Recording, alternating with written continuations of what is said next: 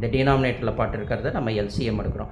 அப்போ இது ரெண்டுத்தையுமே நம்ம எல்சிஎம் எடுக்கணும் அப்படின்னோம்னா மேலே இருக்கிற சைன் தீட்டா பை காஸ் தீட்டாவை ஆஸ் இட் இஸ் அப்படியே போட்டுடுறோம்.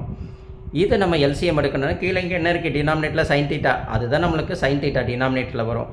இப்போ 1 இன்ட்டு சைன் தீட்டா என்னது, சைன் தீட்டா தான் வரும். மைனஸ் இங்கே என்னது 1 இன்ட்டு காஸ் தீட்டானா காஸ் தீட்டா தான் வரும்.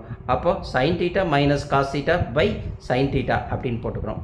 இது நம்ம ஷார்ட் மெத்தடில் எல்சிஎம் போட்டுக்கிட்டோம். இந்த போர்ஷனை மட்டும் நம்ம இங்கே கொண்டு வந்து எழுதிட்டோம். அடுத்து ப்ளஸுக்கு ப்ளஸ்ஸை போட்டுறோம். இங்கே என்னது cos theta by sine theta இருக்குது. இதுவும் அதேமாரியே நம்ம என்ன செய்யணும், காஸ் தீட்டா தான் டினாமினேட்டரில் வரும். அப்போது 1 இன்ட்டு காஸ் தீட்டா என்ன ஆகிடும், காஸ் தீட்டா. மைனஸுக்கு மைனஸு 1 இன்ட்டு சைன் தீட்டா நம்மளுக்கு சைன் தீட்டா. அப்போ ஷார்ட் மெத்தடில் எல்சிஎம் போட்டுட்டோம். நம்மளுக்கு என்ன வருது, cos theta minus sine theta by cos theta அப்படின்றத நம்ம புரிஞ்சுக்கிறோம். ஃபஸ்ட்டு புரிதல் வந்துருச்சு இல்லைங்களா? இப்போ அடுத்தது நம்ம என்ன பண்ண போகிறோம், இது ரேஷ்னல் ஃபார்மில் இருக்குது. அப்போ கீழே இருக்கிற டினாமினேட்டர் சைன் தீட்டா மேலே அப்படியே போகும். இங்கே இருக்கிற காஸ் தீட்டாவும் அதேமாரி என்ன செய்யும், டினாமினேட்டருக்கு மேலே போகும். அப்போ சைன் தீட்டா இன்ட்டு காஸ் தீட்டான்ட்டு எழுதிட்டு இந்த சைன் தீட்டா பை இந்த sine theta minus cos theta இங்கே வந்துடும். இந்த ப்ளஸுக்கு ப்ளஸ் ஆசிட்டிஸ் அப்படியே போட்டுடுறோம் நம்ம. புரியுது இல்லைங்களா? இங்கே காஸ் தீட்டா பை சைன் தீட்டாவை அப்படியே எழுதிக்கிறோம். டிவிஷன் என்னது, மல்டிப்ளிகேட்டிவ் ரெசிப்ரோக்கலாக மாறி இந்த காஸ் தீட்டா மேலே போயிடும். சைன் தீட்டா பை இந்த sine theta minus cos theta, sine theta minus cos theta அப்படியே நம்மளுக்கு இங்கே கீழே கிடைக்கும். புரியுது இல்லைங்களா? ஸோ இப்படி நம்ம எழுதிடுறோம். அடுத்தது நம்ம கவனிக்கணும், இந்த சைன் தீட்டா பை காஸ் தீட்டாவை ஆசிட்டிஸ் இப்படி எழுதிடுறோம். இன்ட்டுக்கு இன்ட்டு அப்படியே போட்டுறோம். இங்கே சைன் தீட்டா அப்படியே போட்டுறோம். சைன் தீட்டா மைனஸ் காஸ் தீட்டாவை ப்ராக்கெட் போட்டுக்கிறோம். புரியுதுங்களா?